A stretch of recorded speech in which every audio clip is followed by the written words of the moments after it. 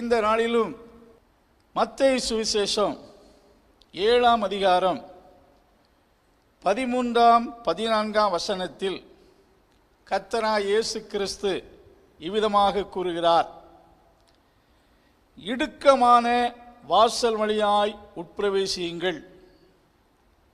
கேட்டுக்கு போகிற வாசல் விரிவும் வழி விசாலமாயிருக்கிறது. அதன் வழியாய் பிரவேசிக்கிறவர்கள் அநேகர். ஜீவனுக்கு போகிற வாசல் இடுக்கமும் வழி நெருக்கமாயிருக்கிறது. அதை கண்டுபிடிக்கிறவர் சிலர். இந்த வசனத்திலே நமது கர்த்தராகிய இயேசு கிறிஸ்து 2 வழிகளை குறித்தும் அந்த வழிகளின் 2 முடிவை குறித்தும் குறிப்பாக இங்கே விளக்குகிறார். 2 வழிகள், அந்த வழிகள் நடத்தும் பாதையின் முடிவுகள் என்று 2 கருத்தை சொல்லுகிறார். தேவன் எல்லா மனுஷர்களுக்கு முன்பாக 2 வழியை வைத்திருக்கிறார். ஒன்று ஜீவனுக்கு வழிநடத்தும் பாதை, இன்னொன்று கேட்டுக்கு அழிவுக்கு வழிநடத்தும் பாதை.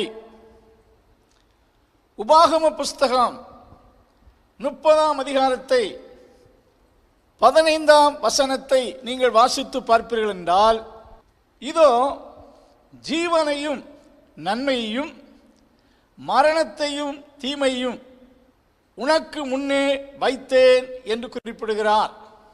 இந்த வசனத்தை நான் வாசிக்கையில் எல்லா மனிதர்களுக்கு முன்பாக 2 பாதை வைக்கப்பட்டிருக்கிறது. எரேமியா தீர்க்கதரிசி இவ்விதமாக ஒரு வார்த்தை சொல்லுகிறார்.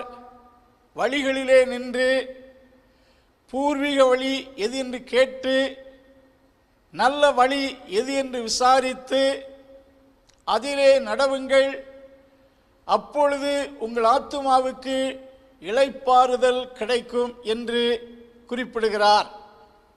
இயேசு இந்த வசனத்திலே ஜீவனுக்கு வழி நடத்தக்கூடிய நல்ல வழியில் நடவுங்கள் என்று குறிப்பிடுவதை பார்க்கிறோம்.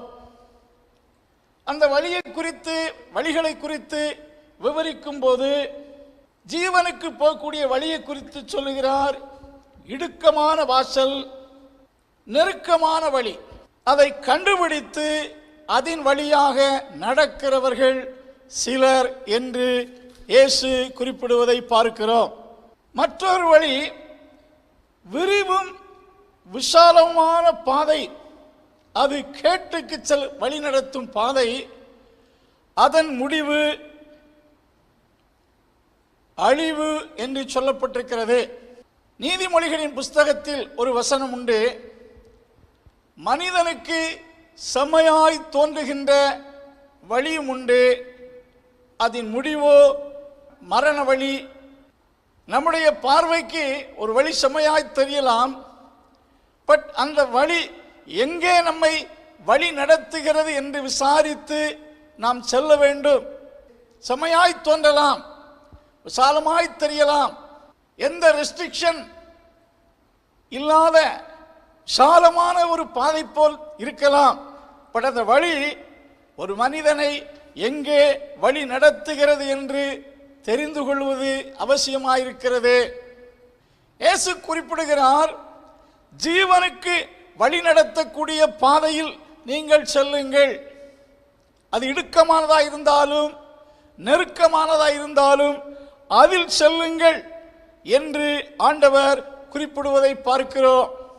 ஆண்டவர் வழிகளை சூஸ் பண்ணி அதில் நடக்க வேண்டிய அந்த சூசிங் பவர், இதான் நாம் செல்ல வேண்டிய பாதை என்று தெரிந்து கொள்ளக்கூடிய உரிமையை ஆண்டவர் ஒவ்வொரு மனிதருடைய கையிலே கொடுத்திருக்கிறார்.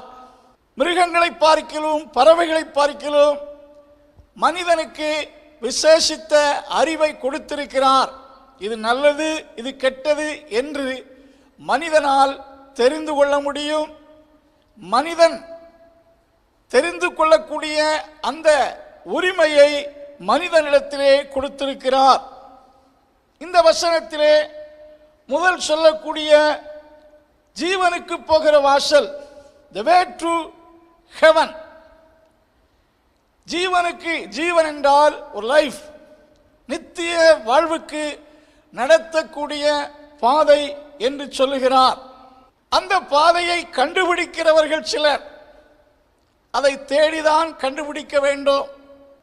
எரேமியா சொன்னது போல நல்ல வழி எது என்று விசாரித்து அறிந்து அந்த வழியை ஃபாலோ பண்ணுங்கள், அப்பொழுது உங்கள் ஆத்துமாவுக்கு இளைப்பாறுதல் கிடைக்கும் என்று சொல்வதை பார்க்கிறோம். இந்த ஜீவனுக்கு போகக்கூடிய வாசல் எது என்று கேட்டால் கர்த்தராய் இயேசுவே அந்த வழியாயிருக்கிறார்.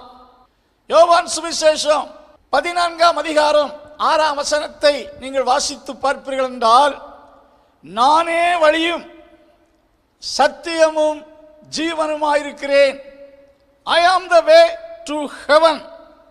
நான் தான் ஜீவனுக்கு போகக்கூடிய வாசல் என்று இயேசு குறிப்பிடுவதை பார்க்கிறோம். பரலோகத்துக்கு செல்லக்கூடிய வாசல்களில் ஒரு வாசல் அல்ல. ஐ ஆம் த வே. ஒருவன் இயேசு கிறிஸ்துவின் மூலமாக ஜீவனை கண்டடைய முடியும் என்று சொல்லப்பட்டிருப்பதை பார்க்கிறோம். அநேகர் சொல்லலாம், எல்லா ஆறுகளும் கடலுக்கு நேராகத்தான் ஓடுகிறது, அதுபோல எல்லா மார்க்கங்களும் மனிதனை பரலோகத்துக்கு நேராகத்தான் நடத்துகிறது என்று சொல்வார்கள். அந்த வார்த்தை கேட்க இனிதாக இருந்தாலும், அக்கார்டிங் டு த பைபிள், வேதத்தின்படி கர்த்தருடைய வார்த்தை சொல்லுகிறது, Jesus is the way to heaven. ஒருவன் பரலோகம் செல்ல வேண்டும் என்றால், ஒருவன் ரட்சிக்கப்பட வேண்டும் என்றால், ஒருவன் தன் ஆத்துமாவுக்கு சமாதானத்தையும் இளைப்பாறுதலையும் கண்டடைய வேண்டும் என்றால், ஜீசஸ் இஸ் த ட்ரூ வே. இயேசுதான் மெய்யான வழியாய் இருக்கிறார்.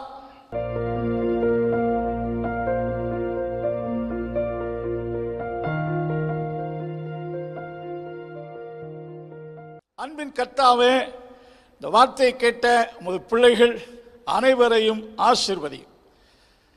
ஜீவனுக்கு ஏதுவான உமது வழியில் நடக்க கர்த்தர் ஒவ்வொருவருக்கும் கிருபை செய்யும். வேண்டிய கிருபை பலனை தாரும். வசனத்தை கேட்ட ஒவ்வொருவரையும் ஆசீர்வதிக்கிறோம். இயேசுவின் நாமத்தில் ஜெபங்கேளு நல்ல பிதாவே.